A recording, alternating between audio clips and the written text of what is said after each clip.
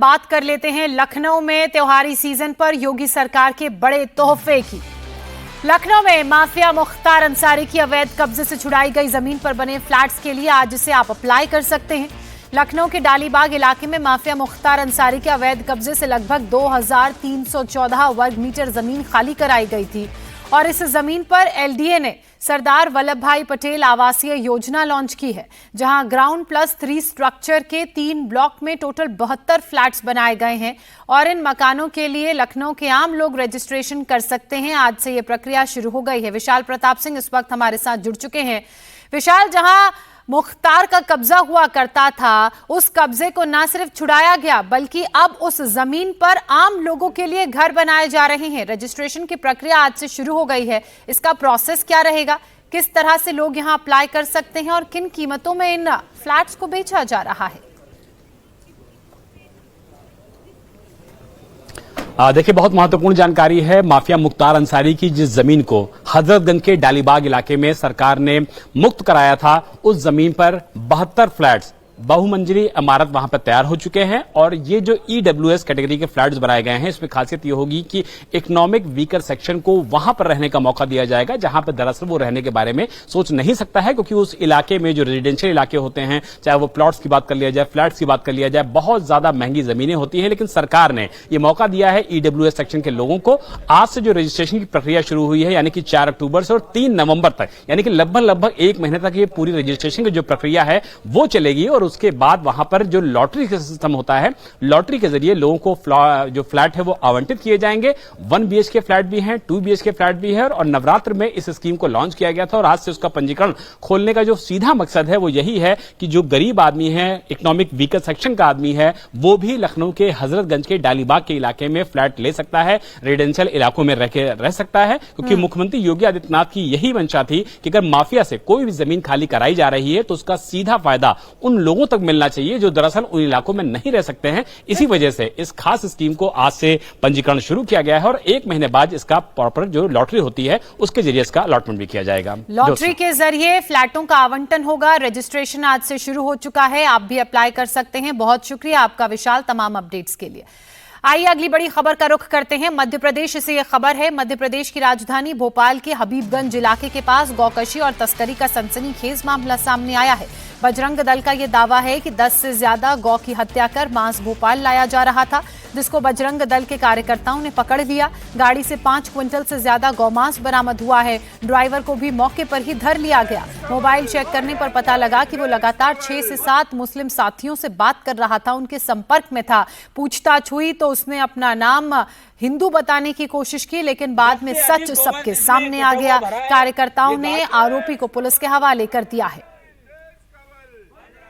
माता के सम्मान 10 से अधिक गोवंश इसमें कटा हुआ भरा है।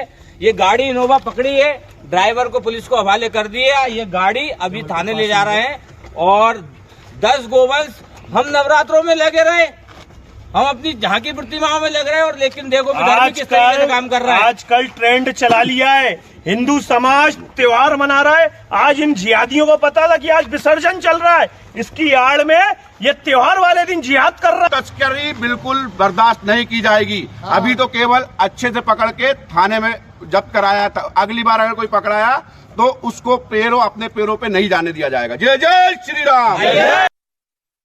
10 से अधिक गोवंश। हमें सूचना मिली थी कि एक गौ मांस से भरी हुई गाड़ी निकलने वाली है, जो कि मंडीदीप से निकलेगी और इतवारा जाएगी। उसकी रेकी करके हमारे कार्यकर्ताओं ने, बजरंग दल के कार्यकर्ताओं ने थाना हबीबगंज थाना क्षेत्र के गणेश मंदिर के पीछे नाके पे इस गाड़ी को पकड़ा और पकड़ करके थाने हबीबगंज में जब्त कराया। तो भोपाल के हबीबगंज का ये पूरा मामला है। ये वो लोग हैं जिन्होंने उस गाड़ी को पकड़ा जिसमें गौमांस को ले जाया जा रहा था और इनकी तरफ से ये कहा गया है कि इनको सूचना मिली और उस सूचना के आधार पर जब इन्होंने इस गाड़ी को फॉलो किया तो इन्हें पता लगा कि उसमें गौमांस ले जाया जा रहा है। उस ड्राइवर को भी इन लोगों ने पकड़ा है जो गाड़ी को चला रहा था। जब उससे पूछताछ की गई तो पहले उसने अपना नाम हिंदू बताने की कोशिश की, लेकिन बजरंग दल के इन कार्यकर्ताओं ने सख्ती से पूछा तो उसने अपना असल नाम बता दिया। जब उस ड्राइवर का फोन चेक किया तो पता चला वो 6 से 7 अपने मुस्लिम साथियों के संपर्क में था।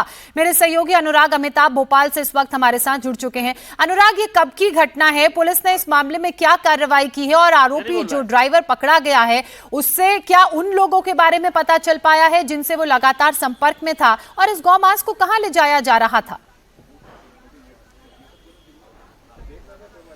देखिए, बजरंग दल ने इसे सुबह ही पकड़ा। उनके बाद दरअसल सूचना थी कि मंडीदीप से भोपाल के इतवारा में संदिग्ध तौर पर गौवंश जो है वो उसका मांस ले जाया जा रहा है। चूंकि जिस इनोवा में आ रहा था लगातार खून बहते हुए दिखाई दे रहा था, लोगों ने ये खबर दी, जिसके बाद सुबह 4:30 बजे इस तरीके की छापामार कार्रवाई करते हुए बजरंग दल ने उस ड्राइवर को पकड़ के थाने ले गए और थाने में जो है उसकी अरेस्टिंग कराई। पुलिस जो है जांच कर रही है मामले की और जो है लैब में भेजा गया है कि दरअसल ये मांस गौवंश का है कि नहीं। लेकिन हालात चूंकि इस समय त्योहारों के हैं, इसलिए माहौल थोड़ा बिगड़ गया। हमारे साथ इस वक्त सरकार के मंत्री विश्वास सारंग भी, उनसे भी बात कर लेते। सर, गौवंश अधिनियम भी है तमाम 2004 से बना हुआ, बावजूद उसकी लगातार ऐसी घटनाएं देखी जाती हैं। अभी हालांकि जांच चल रही है, इसीलिए सख्ती से साथ कार्रवाई की है।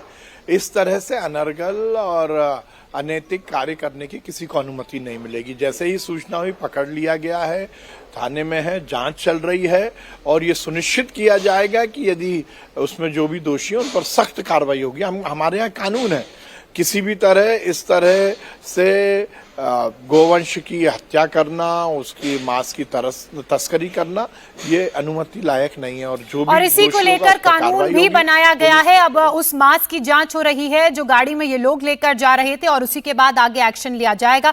बहुत शुक्रिया अनुराग आपका हमारे साथ जुड़ने के लिए, विश्वास सारंग जी से हमारी बात करवाने के लिए। अब अगली बड़ी खबर का रुख करते हैं। खबर उत्तर प्रदेश के वाराणसी से, जहां हनुमान चालीसा पाठ पर बवाल हुआ।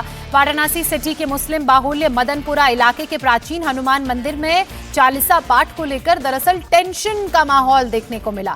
पड़ोस के ही अब्दुल नासिर ने मंदिर के बाहर आकर हंगामा शुरू कर दिया। पुजारी को धमकी देने लगा, जिसका सीसीटीवी वीडियो अब सामने आ चुका है। धमकाते हुए अब्दुल दिख रहा है, चेतावनी दे रहा है कि उसके कान में अगर अब हनुमान चालीसा की आवाज आई तो वो वहां पर देखिए किस तरह से हल्ला करने लगा। उसने कहा कि आवाज उसके कान में नहीं आनी चाहिए, आई तो फिर बवाल करेगा, और इसके बाद बवाल बढ़ भी गया। पुलिस ने तुरंत एक्शन लेते हुए आरोपी अब्दुल नासिर और उसके बेटे को गिरफ्तार कर लिया है। फिलहाल हालात तो कंट्रोल में हैं, लेकिन इस पूरे मामले पर हिंदू संगठनों ने अपनी नाराजगी जताई है। हिंदू संगठनों की ओर से कहा गया है कि मंदिर में हनुमान चालीसा का जो पाठ हो रहा था वो शनिवार को यानी कि आज भी किया गया है। आपको मंदिर के बाहर का सीसीटीवी वीडियो हम दिखा रहे हैं, जिसमें आप देख सकते हैं कि आरोपी अब्दुल नासिर स्कूटी पर बैठे पुजारी को धमका रहा है। धक्का मुक्की की कोशिश भी अब्दुल नासिर ने इस दौरान की। मौके पर अब्दुल नासिर का बेटा भी मौजूद था। आरोप है कि दोनों ने मंदिर में बज रहे हनुमान चालीसा के पाठ को रोकने के लिए कहा और लड़ाई झगड़े पर उतर आए। पुलिस ने सीसीटीवी फुटेज के आधार पर दोनों को जेल भेज दिया है। हालांकि मंदिर के पुजारी का यह कहना है, मंदिर से निकले तो वो सब मुस्लिम आए कुछ और आके कहे थे गाना बंद करो, ये सब हनुमान चालीसा ये सब जो बज रहा है बंद करो या एकदम मध्यम करो, एकदम हमारे कान तक नहीं जाना चाहिए। ये बताइए, आपने आरती के समय हनुमान चालीसा बजाते हैं, पूजा पाठ करते हैं, उसके बावजूद सुबह शाम बजता है केवल। अच्छा, तो हनुमान चालीसा बजाने पे विरोध कर रहे हैं? सब हटा दिए। इनके परिवार वाले जो आए रहे हैं वो कह रहे थे पिताजी का दिमाग नहीं सही है, ये है, और सोए नहीं है, आप बंद करो, हनुमान चालीसा बंद करो। बहुत जोर जोर चिल्ला के बोलने लगे सब। यहाँ पर सब महिमा जुट गया था। तो फिर आप क्या बोले जब ये लोग बोले हनुमान चालीसा बंद करो, तो आपने क्या बोला? हम कहे ठीक है मध्यम कर देंगे और क्या करेंगे। तो ये लोग कितने संख्या में थे? ये लोग 8-10 लोग थे। 8-10 लोग थे। अगली खबर का रुख करते हैं। खबर बिहार की राजधानी पटना से है। पटना में दरअसल भारी बारिश के चलते मीठापुर सब्जी मंडी इलाके में सड़क का बड़ा हिस्सा धंस गया। अचानक सड़क धंसने से आसपास के इलाके में हड़कंप मच गया। तस्वीरें आप देख रहे हैं। जब ये हड़कंप मचा तो जाहिर सी बात है लोग अपनी जान बचाने के लिए इधर उधर भागने लगे होंगे। सड़क धंसने से 2 गाड़ियां भी उसमें फंस गई। खबर मिलते ही मौके पर पुलिस और प्रशासनिक अधिकारी पहुंचे। राहत बचाव के कार्य को शुरू कर दिया गया। इलाके को घेर कर ट्रैफिक को रोक दिया गया है और जो भी कोई फंसा हिस्सा है उसे निकालने का भी काम इस वक्त जारी है। पटना की तस्वीर आप देख रहे हैं, भारी बारिश के कारण यहां सड़क धंस गई और उसके बाद उसमें 2 गाड़ियां भी फंस गई। जिस वक्त बारिश हुई और सड़क धंसी उस वक्त इस इलाके में लोग मौजूद थे, क्योंकि मंडी का इलाका है और ऐसे में लोग अपनी जान बचाने के लिए इधर उधर भागने लगे। मेरे सहयोगी नीतीश इस वक्त हमारे साथ जुड़ चुके हैं। नीतीश, जिस तरह से बारिश का कहर पहाड़ी इलाकों में तो देखने को मिल रहा है, उसके बाद अब जो शहरी इलाके हैं वहां से भी इसी तरह की तस्वीर आ रही हैं। पटना में देखिए बारिश के बाद ही कैसे सड़क धंस गई, फिलहाल किस तरह के हालात हैं, किसी तरह की क्या कोई कैजुअल्टी की भी खबर है? देखिए, लगातार बारिश हो रही है पटना में और कल रात से बारिश हो रही है, रुक रुक कर बारिश हो रही है। सुबह बहुत तेज बारिश हुई और उसका नतीजा है कि कई जगहों पे वाटर लॉगिंग तो है ही, लेकिन पटना में मीठापुर सब्जी मंडी की आप तस्वीर देखिए, सड़क जो है किस तरह से धंस गई है। और यहाँ से उस समय 2 गाड़ियाँ जा रही थी, एक पिकअप वैन था और इसके अलावा एक ऑटो था, और दोनों गाड़ियाँ इसी दौरान जब यहाँ से गुजर रही थी तो वो नीचे की तरफ आ गई हैं। हालांकि किसी के हताहत होने की खबर नहीं है, दोनों गाड़ियों को यहाँ से हटा लिया गया है। और यहाँ पर आप देखिए कितनी लंबाई में ये सड़क जो है, एक फ्लाईओवर है ठीक इसके बगल में जो सब्जी मंडी के ठीक सामने से जाती है, और इसी फ्लाईओवर के बगल की जो एक सड़क है ये धंस गई है। और यहाँ पर आप देखिए काफ़ी गहराई में धंसी है ये सड़क, काफ़ी नीचे तक में, और इतना ज़्यादा धंसी है कि अंदर की जो मिट्टी और तमाम जो पानी है वो देखिए निकल रहा है, जो वहाँ वायर नज़र आ रहा है वो भी धंस गया है। यहाँ पर जो स्थानीय लोग हैं उनसे बात करते हैं। आप क्या देखा उस समय, कैसे ये सब कुछ हुआ? ये 2 पिकअप एक टेम्पू लगा हुआ था यहाँ, सुबह में माल लोड कर रहा था यहाँ, और गाड़ी एक बैठ अपने आप बैठ गया। 2 गाड़ी, एक टेम्पू इन्हें लगा था, पिकअप लगल था, और दोनों गाड़ी नीचे में बैठ गया अपने आप। 2 गाड़ियों पर क्या कुछ सामान लगा? लोड खड़ा, सब्जी लोड था, उस पर सब्जी लोड कर रहा था। यहाँ भी खड़ी होगा, यहाँ भी खड़ा लगा कर दो, वो अपने आप बैठ गया जाके गाड़ी। उस दौरान क्या बहुत आवाज हुई, जोर की आवाज हुई, कंपन हुआ क्या? धीरे धीरे बैठा है, जैसे धीरे धीरे लोडिंग हुआ ना उससे बैठते गया नीचे। बिल्कुल नीतीश, हम प्रत्यक्षदर्शियों को सुन रहे हैं। एक बार फिर से हमारे दर्शकों को तस्वीरें दिखाइए, क्योंकि जिस वक्त ये सड़क धंसी होगी, जाहिर सी बात है बड़ा ही बहुत ही तस्वीरें देखकर समझ में आ रहा है कि किस तरह के हालात वहां पर होंगे। पूरी की पूरी सड़क धंस गई है, नीचे जो सड़क का हिस्सा है उसमें कटाव भी नजर आ रहा है। दिखाइए तस्वीरें। जी हाँ, देखिए ये जो फ्लाईओवर के ठीक बगल की सड़क है, और चूंकि आप देखिए पिच सड़क है, और आगे ये जो है मंडी के होते हुए ये सड़क आगे की तरफ जब जाती है तो काफ़ी संख्या में यहाँ जो गाड़ियों का आना जाना होता है। और यहाँ देखिए ये दरार आप देखिए, ये जो ज्वाइंट है यहाँ पर क्या स्थिति हो गई है आप देखिए, काफ़ी चौड़ाई में ये दरार है, और ये एक हिस्सा कहें जहाँ ज्वाइंट है इसका, ये पूरा हिस्सा जो है धंस गया है। यहाँ देखिए नीचे के हिस्से में जहां आगे की तरफ हम बढ़ते हैं, अब आपको दिखा रहे हैं, चूंकि यहाँ पर कई किया है इसलिए यहाँ पर पानी रिसता हुआ नजर आ रहा है, और काफी ऊंचाई तक ये जो सड़क थी वहां पर, और वो पूरी गहराई में धंसी है, और इस कारण यहाँ पर काफी नुकसान हुआ है। और इसकी दूरी भी देखें तो करीब 30 फीट से ज़्यादा ये लंबाई होगी, 30 से 40 फीट। और इतनी दूरी में जब ये सड़क टूटी है तो जाहिर है ट्रैफिक जैम तो हो ही गया।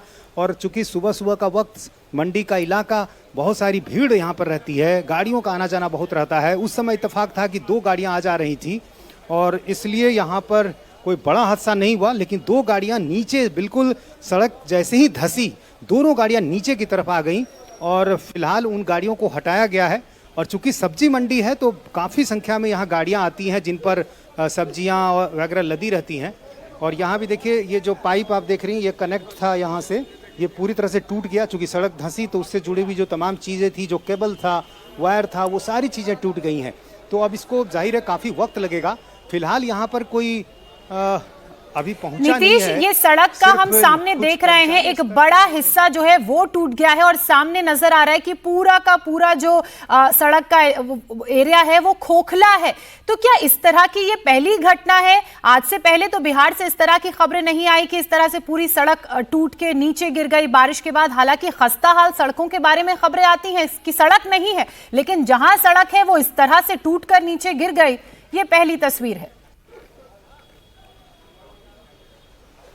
जी हाँ, बिल्कुल। इस तरह की तस्वीर बहुत कम ही देखने को मिलती है और कुछ साल पहले पटना में एक जगह और इस तरह की घटना हुई थी, लेकिन ऐसी घटनाएं कम होती हैं जब बारिश के बाद इस तरह से हालात हो जाएं कि सड़क अचानक धंस जाए। अब जाहिर है इसकी भी जांच होगी कि आखिर ये कैसे हुआ, क्योंकि स्थानीय लोग बता रहे हैं कि ये जो सड़क है तो पुरानी सड़क भी नहीं है। बिल्कुल पुरानी सड़क नहीं है, ताजा इसका निर्माण हुआ था और उसके बाद कुछ घंटों की बारिश से ही इस तरह के हालात पैदा हो गए। जाहिर सी बात है इसकी जांच होगी ही।